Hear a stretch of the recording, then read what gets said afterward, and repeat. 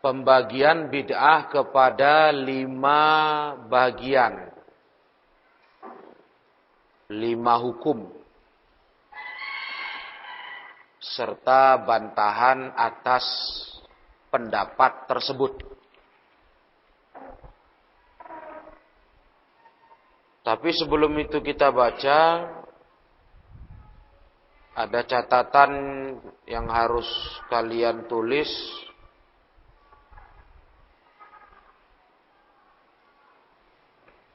Untuk melengkapi bantahan di fasal sebelumnya. Karena ini masalah yang dianggap hujjah kuat untuk menyatakan bid'ah hasanah, yaitu masalah jam'ul mushaf. Catatannya tentang sejarah,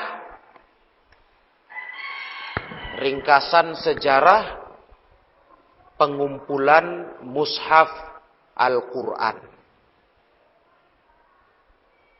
Tahapannya gitu.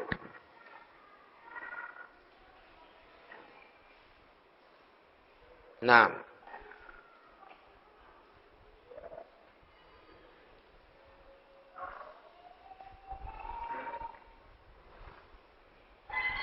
catatan ini dari keterangan Asy-Syaikh Muhammad bin Shalih Al-Utsaimin.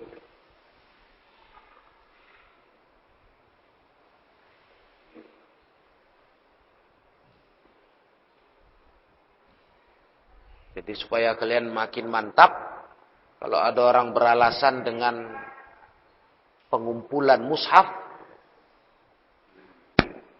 bahwasanya bid'ah itu ada yang baik. Itu buktinya mushaf Al-Quran dikumpulkan. Padahal tidak ada dalil, kata mereka.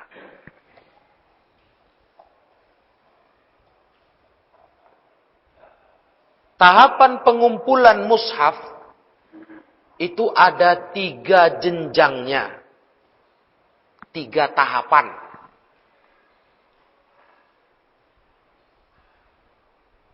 Yang pertama di zaman Nabi. Saat Nabi masih hidup.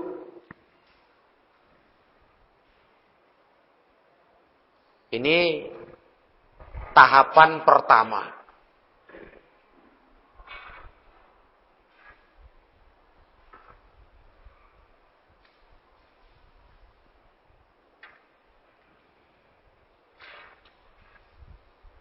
Saat itu, ketika wahyu masih turun,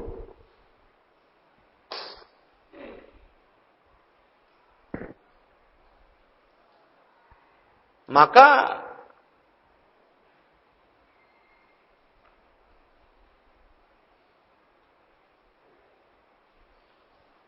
penyandaran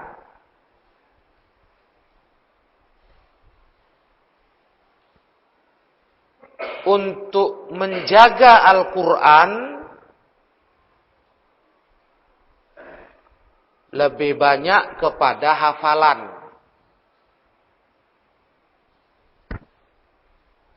Penyandaran menjaga Al-Quran lebih banyak kepada hafalan. Kenapa? Sahabat banyak. Dan hafalannya kuat. Bahkan sangat kuat.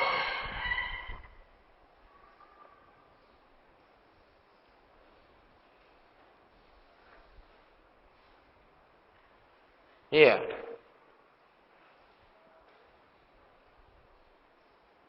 Ditambah sedikit pula orang bisa baca tulis.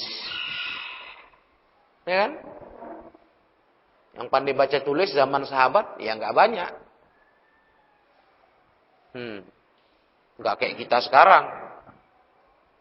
Hampir rata semua pandai baca tulis manusia. Ya, sahabat dulu nggak.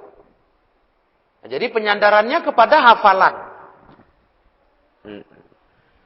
Namun bukan berarti tidak pernah ada penulisan. Bukan berarti itu.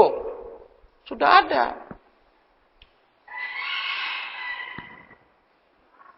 Sebagian sahabat sudah ada yang menulis Al-Quran itu dengan sarana seadanya.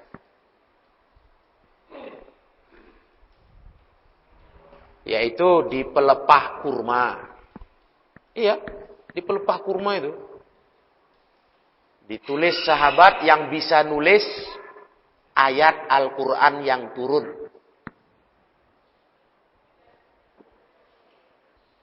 Begitu pula di kulit-kulit hewan. Ya, dulu nggak ada kertas. Kulit hewan ditulis di situ. Sudah ada zaman Nabi hidup ini, tahap ini. Ada lagi menulisnya di atas batu.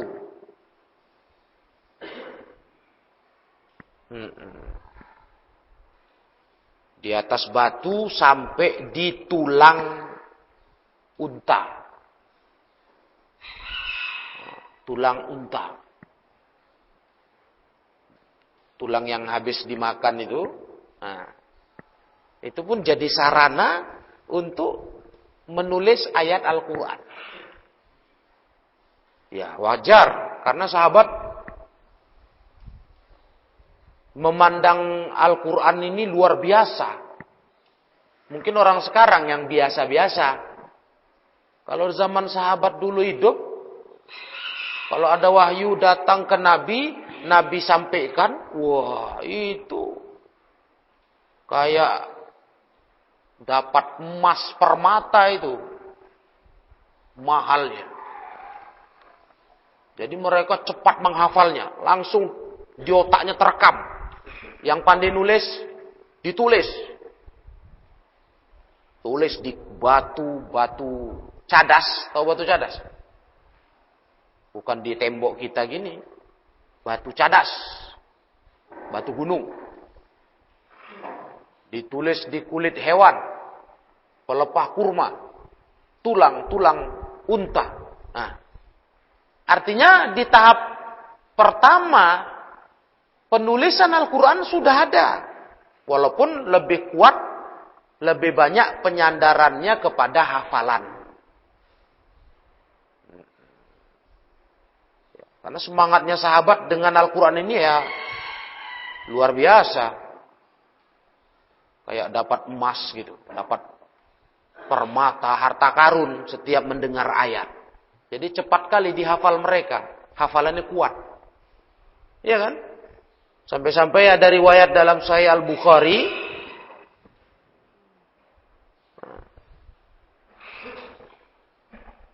Ketika Nabi SAW mengutus 70 orang. Bayangkan itu. 70 orang. Mereka dikenal dengan Al-Qurra. Ahli-ahli Al-Quran. Masya Allah. 70 orang. Yang dikirim Nabi, diutus Nabi SAW. Tetapi malah mereka dibunuh. Ya. Dibunuh, mati semua. Ini yang Nabi marah betul melihat ulah dua suku dari Bani Sulaim.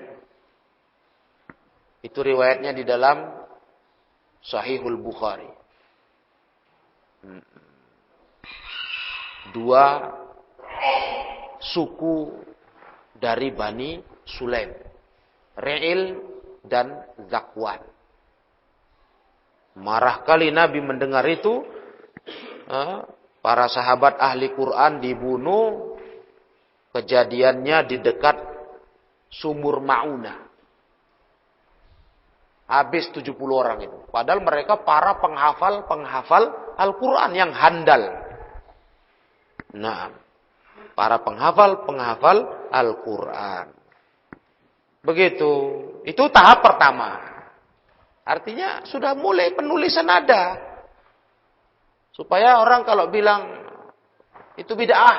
Oh, dari mana? Penulisan Al-Quran itu sudah ada. Sejak Nabi masih hidup. Cuma tentu nggak mungkin lah mau dikumpul jadi satu mushaf. Ya kan? Namanya wahyu belum habis. Masih turun. Berserak-serak namanya. Ya kan? Nah, tapi kalau dibilang penulisan sudah ada. Ditulislah tadi di sarana-sarana tadi. Nah, ditulis di kulit hewan, tulang unta, batu, pelepah kurma. Nah, yang penting ada penulisan itu. Begitu kata Syekh Al-Utsaimin di tahap pertama. Sejarah pengumpulan Al-Quran. Kemudian tahap kedua. Pada zaman Abu Bakar As-Siddiq radhiyallahu ta'ala anhu. Tepatnya tahun 12 Hijriah.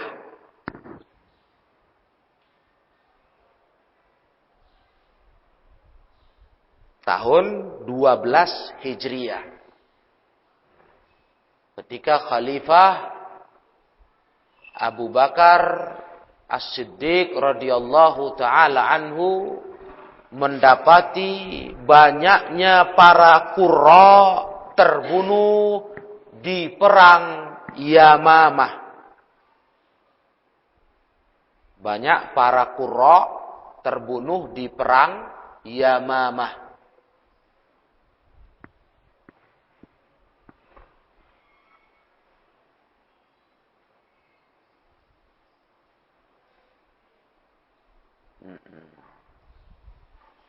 Salah satu yang terbunuh waktu itu ada yang namanya Salim. Salim Maula Abu Huzaifah. Ini Masya Allah ini orang. Sahabat ini. Sampai-sampai Nabi SAW memerintahkan sahabat lain mengambil ilmu Al-Quran dari beliau. Dari Salim. Juga terbunuh. Wah. Ini bahaya ini. Yang hafal-hafal Quran pada mati. Banyak di perang Yamamah. Maka Abu Bakar As-Siddiq, khalifah yang mulia, memerintahkan untuk mengumpulkan Al-Quran agar tidak hilang. Ya. Iyalah. Kalau sempat nggak dikumpulkan, mati yang hafal habis. Udah ditengok Abu Bakar gejalanya. Wah, ini bahaya. Nanti hilang Al-Quran ini. Dibawa mati. Oleh para penghafalnya karena mereka telah wafat. Nah. Begitu. Dan sejarahnya. Ide itu muncul dari sahabat yang mulia Umar ibnul Khattab.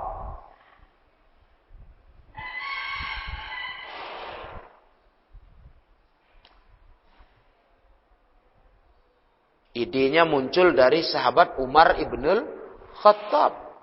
Beliau yang usul ini kepada Khalifah Abu Bakar. Ide ngumpulkan Al-Quran. Abu Bakar awalnya nggak mau. Takut. Oh, ini bukan kerja ringan, besar. Nanti salah pula. Nggak mau Abu Bakar. Tapi sahabat Umar bin Al-Khattab terus membujuk. Memberikan pandangan-pandangan. Ini kalau nggak dikumpul nanti habislah Al-Quran itu. Yang ahli-ahli udah banyak wafat. Nanti yang lain wafat lagi. Gimana lagi? Terus Abu Bakar meyakinkan, Umar meyakinkan Abu Bakar. Radhiyallahu ta'ala anhuma. Sampai akhirnya Allah membukakan hati Abu Bakar. Dibujuk-bujuk oleh Umar. Dikasih pandangan-pandangan. Penting kali ini mengumpulkan Al-Quran. Karena pada meninggal ya kan tadi. Ahli Quran meninggal di perang Yamamah. Nah, sudah? Akhirnya Abu Bakar pun memanggil sahabat Zaid bin Thabit. Memanggil sahabat Zaid bin Thabit radhiyallahu taala anhu. Naam.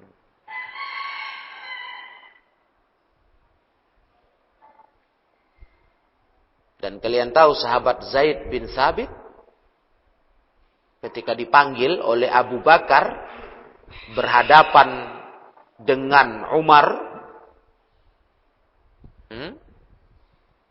Waktu dipanggil Zaid menghadap, Abu Bakar sebelahnya Umar. Iya.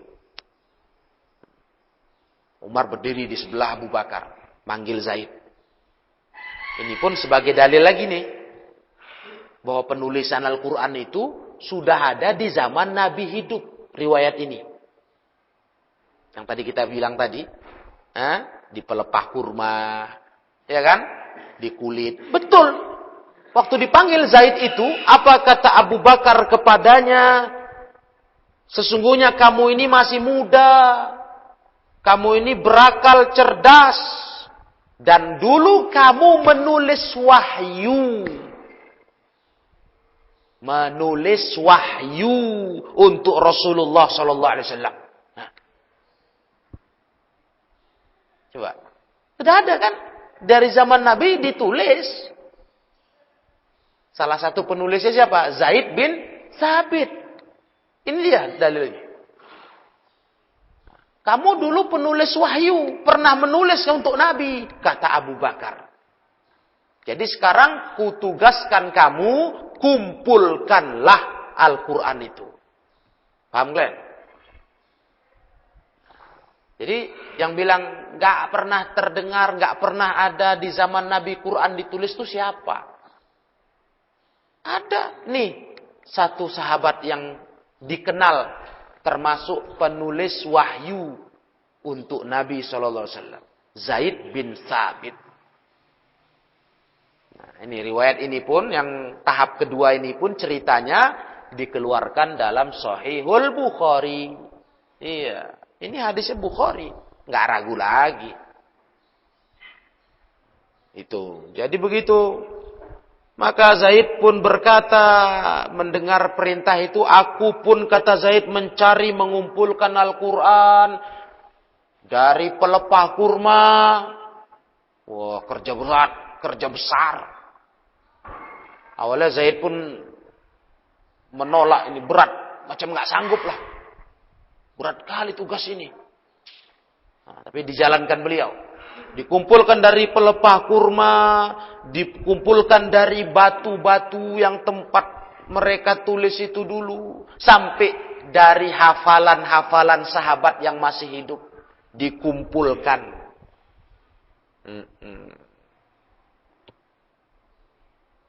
Dah, tertumpuklah, berkumpullah Al-Quran itu dengan usaha Zaid bin Thabit. Ingat tuh baik-baik. Zaid bin Thabit.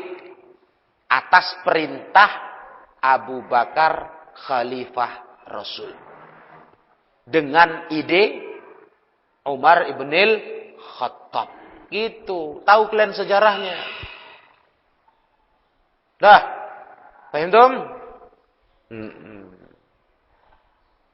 Sehingga selesailah pekerjaan Zaid bin Thabit. Diserahkanlah kumpulan Al-Quran itu kepada Abu Bakar radhiyallahu ta'ala anhu. Sampai Abu Bakar wafat. Mushaf itu dipegang beliau. Abu Bakar jadi khalifah sebentar. Ya kan? Sebentar saja. Berapa tahun itu? Abu Bakar jadi khalifah. Berapa tahun? Rafi? 2. Sahih? 2 tahun. Terus beliau wafat.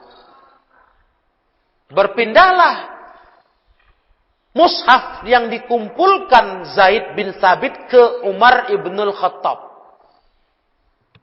Pindah tangan. Umar yang megang. Khalifah berikutnya. Sampai Umar ibnul Khattab wafat, mushaf itu dipegang Hafsah binti Umar ibnul Khattab. Dipegang oleh Hafsah. Naam. Sedangkan Hafsah sendiri adalah siapa? Anaknya Umar ini siapa? Coba. Siapa beliau? Radhiyallahu ta'ala anha. Haris. Istri Rasulullah sallallahu alaihi wasallam. Halas. Sudah terbayang kalian kan sejarahnya? Jadi yang dibuat untuk yang berikutnya itu masuk ke tahap ketiga. Masuk ke tahap ketiga. Yang dibuat oleh Utsman bin Affan. Kalau begitu, cocokkah dibilang bid'ah hasanah? Itu tujuannya ke situ. Karena yang disorot mereka adalah perbuatan Utsman. Sudah kalian dengar sejarah ini dengan riwayat sahih, bukan sejarah tanpa riwayat, pakai riwayat. Riwayat siapa tadi kita cerita ini? Al-Bukhari dalam kitab Sahihul Bukhari. Gitu. Nah, malah perbuatannya Abu Bakar menyuruh agar dikumpulkan mushaf tadi. Itu kata Ali bin Abi Thalib radhiyallahu taala anhu. Bahwa orang yang paling besar pahalanya terhadap mushaf Al-Quran adalah Abu Bakar. Iya. Abu Bakar lah yang paling besar pahalanya terhadap mushaf Al-Quran. Karena beliau lah yang memulai perintah mengumpulkannya. Itu kata Ali bin Abi Thalib. Nah, perintah beliaulah Al-Quran itu dikumpul. Tapi ingat, jangan lupa pula tadi. Itu dengan ide Umar ibnul Khattab. Masya Allah. Dibujuk-bujuk khalifah sampai mau. Terus dikumpulkan, diperintahkan sahabat Zaid bin Thabit. Masuk tahap ketiga. Itulah Khalifah Utsman bin Affan radhiyallahu taala anhu. Tepatnya tahun 25 Hijriah. 25 Hijriah. Betulnya itu? Cocok? Tadi awal mula dikumpulkan tahun berapa? Khalifah Abu Bakar 12. Nah, paham kalian kan? 12. Meninggal beliau, masuk Khalifah Umar. Umar memimpin jadi khalifah berapa lama? Berapa? Putra? 10 tahun. Iya kan? Pas itu. Nah, sampai meninggal. Masuklah masa Khalifah Utsman. Bukan jadi khalifah langsung mengumpulkan mushaf, enggak. Berjalan. Karena Utsman berapa tahun? 12 tahun. Paling lama. Radhiyallahu ta'ala anhu. Nah, di tahun 25 Hijriahnya, mulailah Khalifah Utsman mendapati perbedaan di kaum muslimin dalam hal bacaan Al-Quran. Apa itu ya? Logat kalau kita bilang. Dialek. Logat. Nah. Jadi Utsman melihat kok lain-lain ini. Logat bacanya. Nah. Ya kan? Kok enggak sama ini? Ini perbedaan ini yang tidak bagus. Ya. Bukan bacaan dalam arti lagunya, nyanyi, membaca dengan lagunya, melagukan, bukan itu. Tapi pengaruh kepada bacaan Al-Quran itu sendiri. Kalimat-kalimatnya kok lain-lain ditengok Utsman.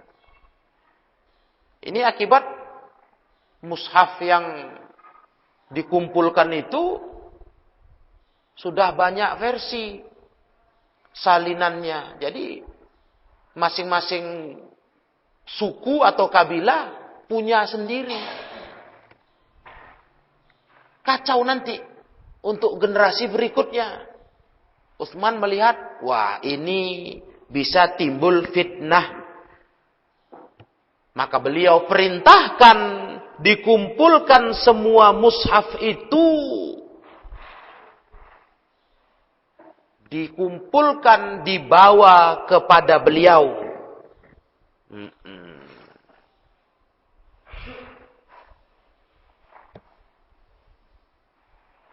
Awalnya, sebagaimana juga diterangkan di kitab Sahih Al-Bukhari, awalnya yang lapor ke Utsman bahwa bacaan Al-Quran kok lain-lain di kalangan manusia.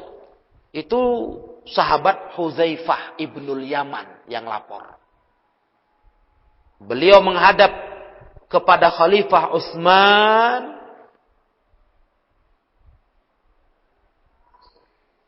Setelah selesai perang pembebasan Armenia. Habis perang, ada namanya perang pembebasan Armenia. Ya. Itu perang di zaman Khalifah Utsman jadi pemimpin. Pembebasan Armenia dan Azerbaijan. Azerbaijan. Pakai Z ya. Azerbaijan nama perangnya. Nama tempatnya. Jadi pembebasan dua tempat ini. Armenia dan Azerbaijan.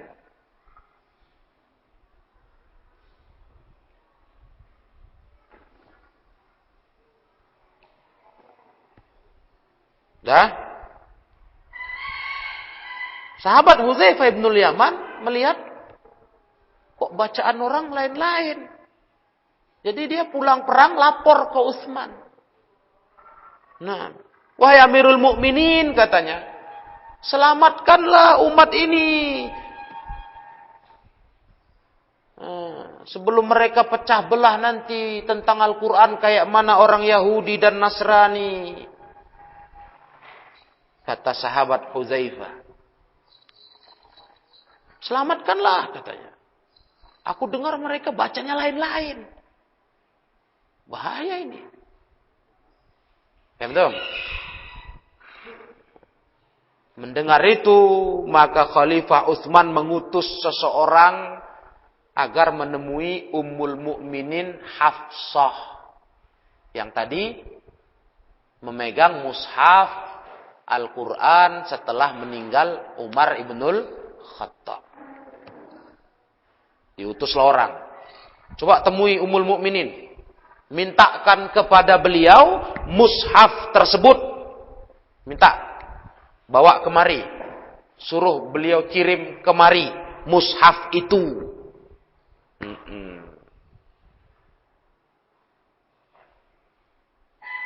Maka Ummul Mukminin Hafsah pun mengirimkan mushaf tersebut. Nah, karena perintah khalifah untuk menyelamatkan Al-Quran. Soalnya udah lain-lain orang bacanya ini, katanya Hudzaifah. Ku dengar lain-lain ini, nanti pecah belah nanti. Kayak orang Yahudi sama Nasrani. Jangan kejadian itu, wahai khalifah. Maka dikumpulkanlah, diambillah mushaf itu dari tangan Ummul Mukminin Hafsah. Iya. Kemudian Utsman memerintahkan sahabat Zaid bin Thabit. Siapa ini? Nama tadi siapa ini? Apa kerjanya tadi? Zaid bin Thabit.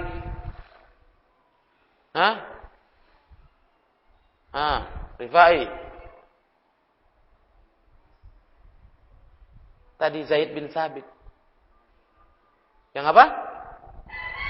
Mengumpulkan Al-Quran. Zaman siapa tadi?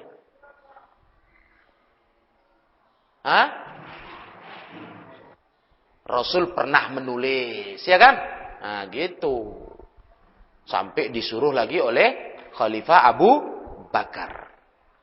Kelas? Jadi masih hidup beliau ini, umurnya panjang. Sampai Khalifah Utsman masih hidup. Jadi dipanggil lagi sama Khalifah Utsman. Zaid bin Thabit, dipanggil juga Abdullah bin Zubair, Ibnu Zubair, Abdullah bin Zubair, panggil Sa'id ibnul As. Dipanggil nih tokoh-tokoh sahabat. Kemudian Abdurrahman ibnul Harith bin Hisham menghadap khalifah. Perhatikan nama-namanya. Utsman memerintah Zaid bin Thabit, Abdullah bin Zubair, Sa'id ibnul As, dan Abdurrahman ibnul Harith ibnu Hisham. Berapa orang itu? Zaid bin Thabit, Abdullah bin Zubair, 2 orang. Yang ketiga, Sa'id ibnul As dan Abdurrahman ibnul Harith bin Hisham. 4 orang, ya kan? Dipanggil Utsman. Diperintahkan, tulis lagi Al-Quran itu. Tulis dan perbanyaklah. Iya. Diperbanyak. Maka Zaid pun yang dari orang Ansor, ya Zaid memang sahabat, Zaid bin Thabit sahabat Ansor, bukan Muhajirin, Ansor.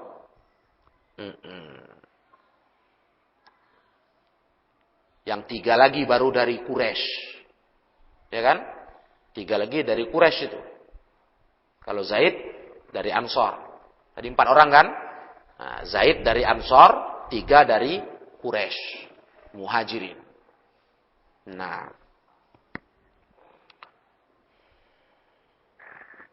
jadi apa kata Utsman kepada ketiga orang ini yang dari Quraisy? Abdullah bin Zubair, Sa'id ibnul As, Abdurrahman ibnul Harith. Kata Utsman, kalau kalian berbeda bacaan, ini beda bacaan dengan Zaid di sebagian ayat Al-Quran.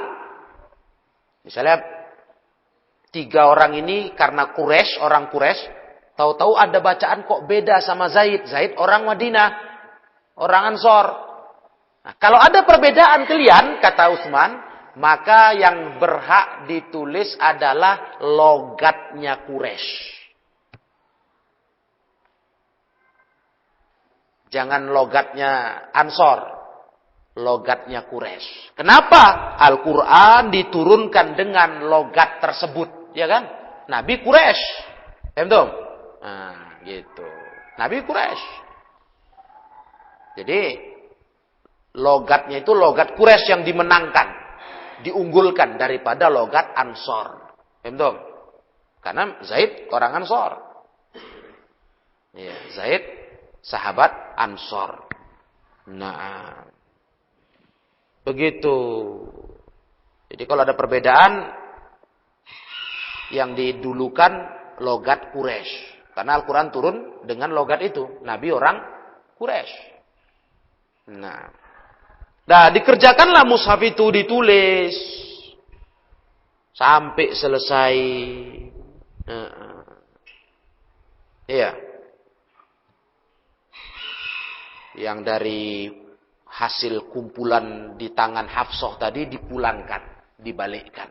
Karena memang Utsman sebelum mengambil itu janji, nanti udah kami salin, udah kami perbaiki, yang asli ini kami pulangkan. Dipulangkan lagi kepada Ummul Mukminin Hafsah, dibalikkan lagi mushaf itu, dan hasil kerjaan 4 orang ini, ya, Zaid bin Thabit yang sudah bekerja dengan 3 orang lagi dari Quraisy, Abdullah ibn Zubair, Sa'id ibn al-As, Abdurrahman ibn al-Harith. Itulah yang disebar ke seluruh negara Islam. Adapun mushaf lain, ya, yang sebelum itu muncul, itu sisanya dibakar. Supaya jangan ada perbedaan. Gitu. Dibakar bukan maksudnya dihina. Ya, ada juga fitnah para penjahat-penjahat dakwah. Ya, memang mereka bukan para pendakwah, tapi para pengacau dari kalangan Syiah. Itu salah satu jahat mulut mereka menuduh dosa sahabat diantaranya apa? Bakar Al-Quran. Ya. Loh, bagaimana? Ya dibakar, namanya untuk dalam rangka menghilangkan perselisihan. Bukan dibakar artinya dimusnahkan. Al-Quran enggak. Udah ada yang baku, yang bagusnya. Ngerti kalian kan? Nah, yang lain ini nanti jangan nimbulkan perselisihan, ya dibuang, dibakar. Bukan menghina Al-Quran, bakar itu bukan. Sama kayak ajaran Islam, fatwa ulama. Kalau ada mushaf terkoyak, berserak, bagaimana membersihkannya? Bakar. Bukan artinya bakar Quran berarti menghinanya. Itulah upaya menyelamatkan Al-Quran. Ngerti? Kalau nggak dibakar, ada koyaan-koyaannya. Tercampak kalian di balik jendela, dipijak-pijak. Masya Allah. Jadi kita nggak mau kejadian itu. Maka kalau ada mushaf terkoyak, jangan kalian letak sembarangan, kumpulkan. Habis itu bakar, hangus dihabis. Gitu. Ngerti kan? Nah, supaya jangan malah terhina kalau dia terpotong-potong berserak-serak. Terhina. Nah, maka dibakar supaya habis. Jangan ada sisa. Gitu. Ah, itu dia sejarahnya. Juga riwayat itu di dalam Sahihul Bukhari. Nah. Ya.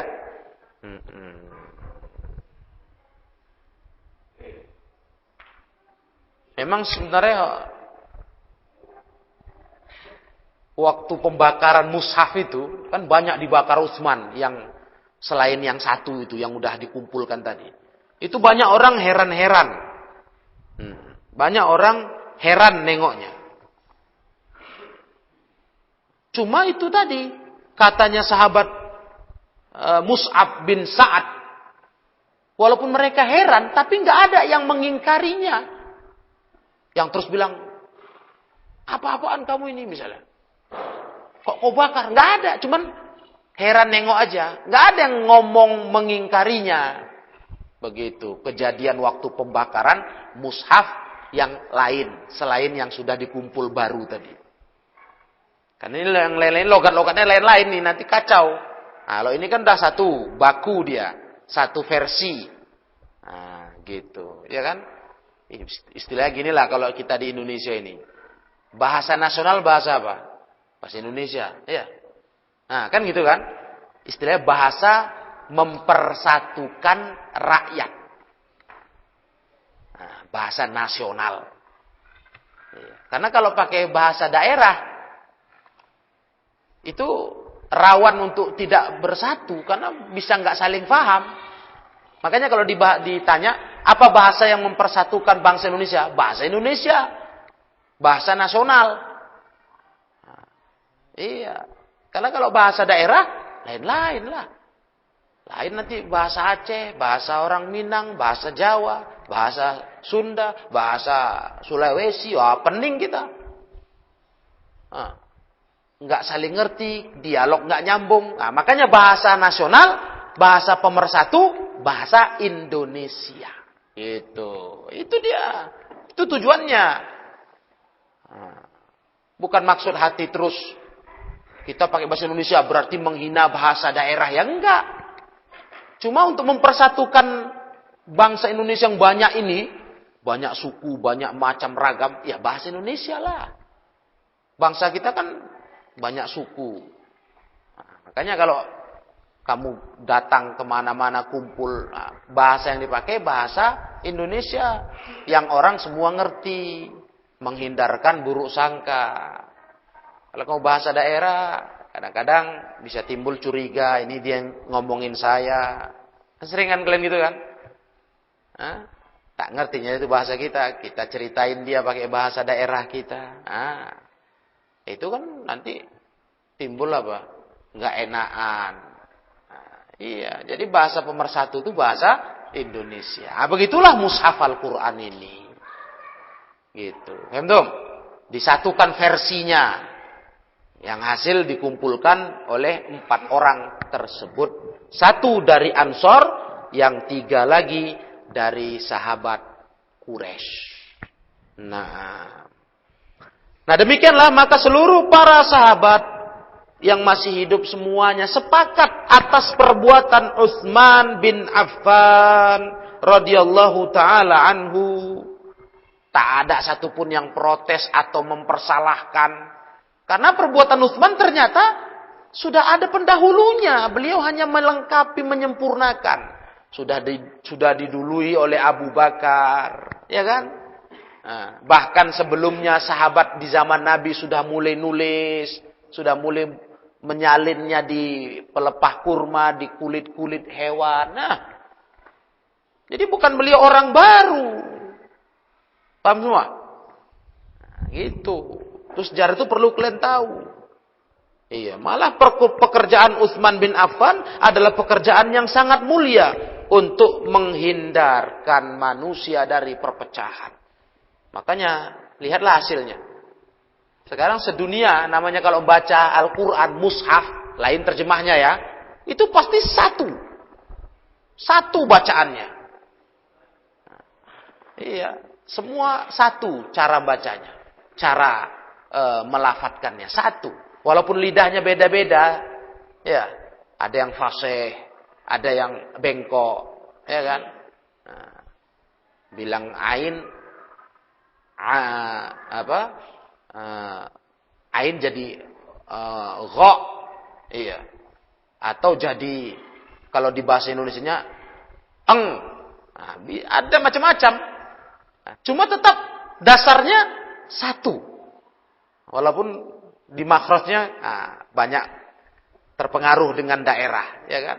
Alamin, ada yang baca ngalamin. Itu ada tuh.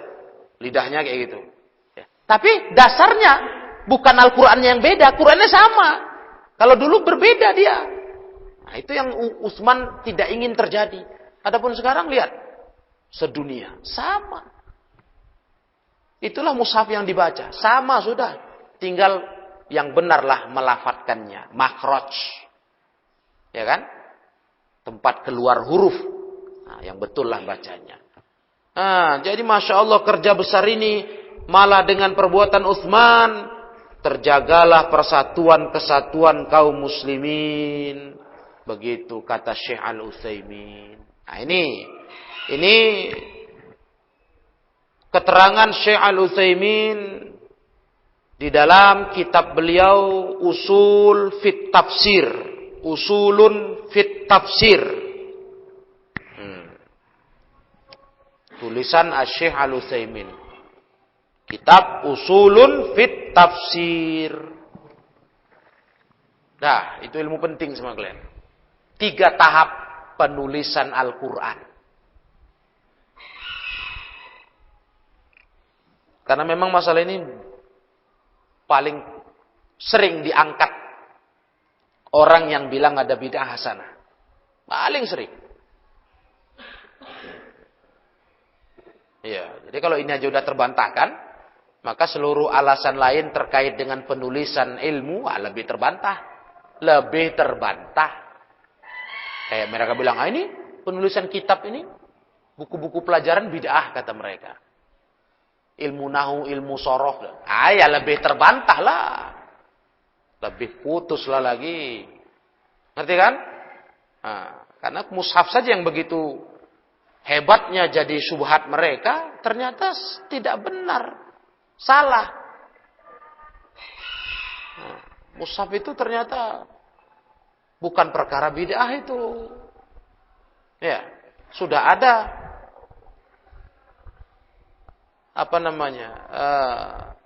sudah ada perbuatannya atau sudah ada contohnya di zaman Nabi alaihi salatu wassalam. Penulisan itu. Cuma belum dikumpul lengkap karena wahyu masih bertahap. Masih ada yang dihapus, masih ada yang dirubah, ya kan?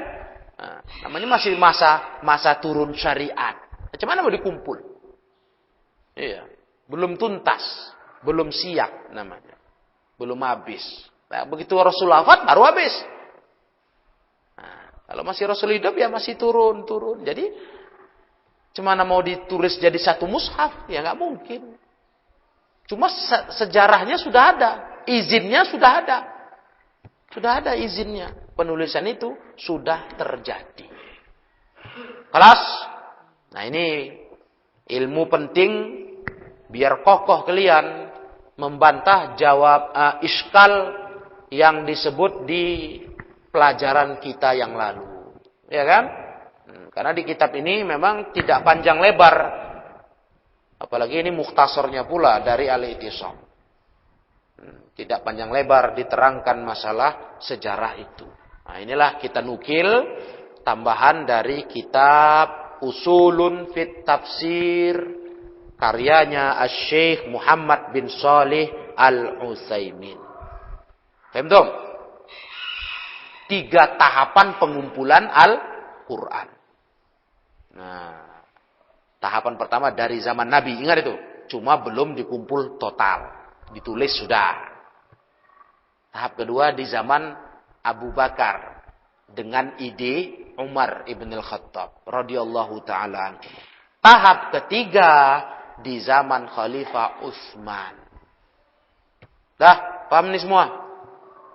Bisa kalian ingat ini untuk membantah orang yang berdalil dengan mushaf Al-Quran yang dikumpulkan.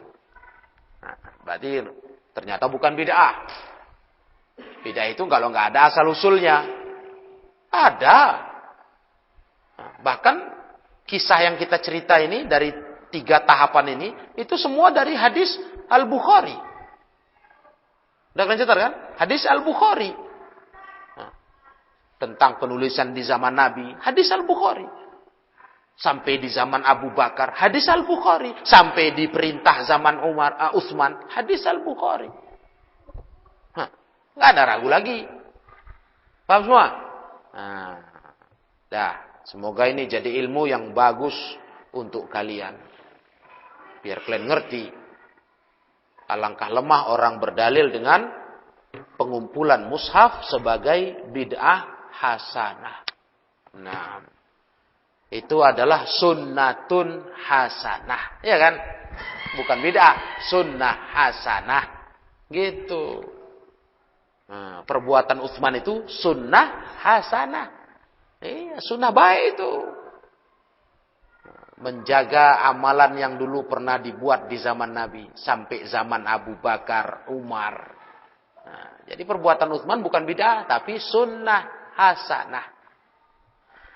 Nah, begitulah tambahan catatan yang penting untuk kalian tahu. Kalau di kitab kita yang lalu kita baca, hanya disebut oleh Syekh, fahakkun ma fa'ala ashabu Rasulillah sallallahu alaihi wasallam li'anna lahu aslan yashhadu lahu fil jumlah atau yushhadu lahu fil jumlah wa huwal amru bitablighi syariah, ya kan? Enggak cerita sejarahnya beliau. Runtutan penulisan Al-Qur'an itu kayak apa? Nah, disinilah kita dapat ilmunya. Udah kan? Pelajaran ini dicatat.